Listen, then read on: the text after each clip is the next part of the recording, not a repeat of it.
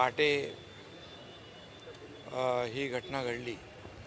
आयुक्तांचे माझं सकाळीच बोलणं झालं आणि त्याप्रमाणे प्राथमिक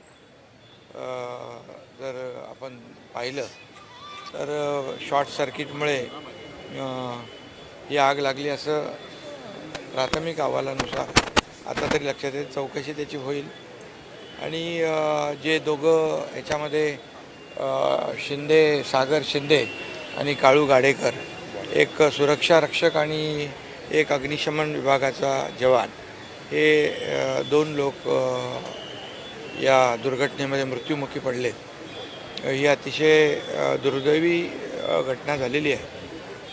त्या दोघांच्याही परिवाराला ठाणे महापालिकेने प्रत्येकी 10 लाख रुपये देण्याचा निर्णय घेतला आहे आणि जखमी जे आहेत त्यांना 1 लाख रुपये देण्याचा प्रत्येकी निर्णय घेतला आहे आणि जे मृत्युमुखी पडलेत त्यांना त्यांच्या नातेवाईकांना अनुकंपाखाली नोकरी देण्याचा देखील निर्णय झाला आहे। मी सकाळीच मुख्यमंत्री महोदयांशी या बाबतीमध्ये चर्चा केली आणि हे जे गाळेधारक 154, 55, 155 आहेत त्यांचंही मोठ्या प्रमाणावर नुकसान झालेलं आहे।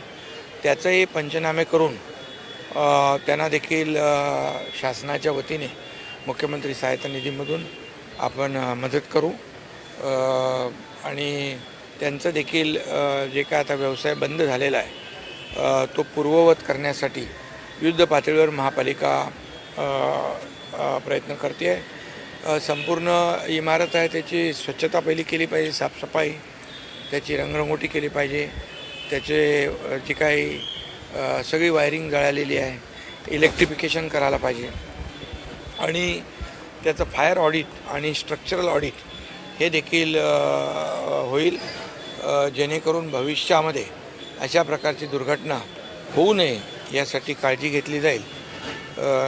त्यामुळे आणि जवळपास 10 दिवसामध्ये पुन्हा या सर्व लोकांचा व्यवसाय या ठिकाणी सुरू होईल अशा प्रकारचा प्रयत्न जो आहे तो ठाणे महापालिकेच्या माध्यमातून होईल।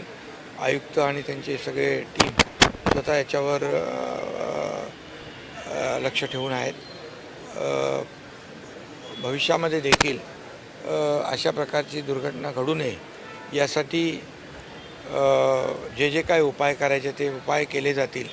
गाळेधारकांनी देखील या बाबतीमध्ये काळजी घेण्याची आवश्यकता आहे, ती देखील काळजी ते लोक घेतील आणि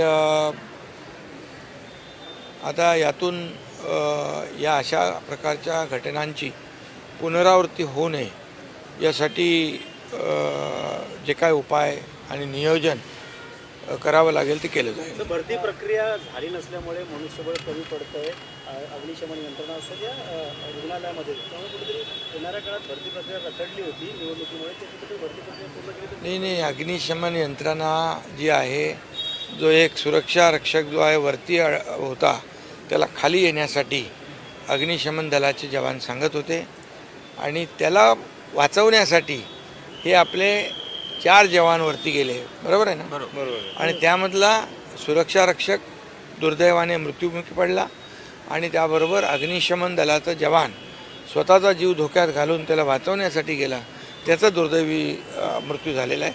त्यामुळे ज्या ज्या काही अडचणी असतील त्या आयुक्तांशी मी बोलेन, चर्चा करेन।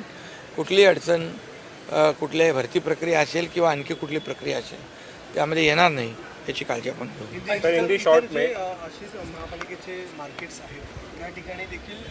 आता जेवढे मार्केट्स आहेत त्या आयुक्तांशी माझी चर्चा झाली, सगळ्याचं फायर ऑडिट आणि स्ट्रक्चरल ऑडिट जे आहे हे युद्ध पातळीवर केलं जाईल आणि अशा प्रकारच्या घटना होऊ नयेत यासाठी जे काही उपाय योजना करायचे ते केले जातील।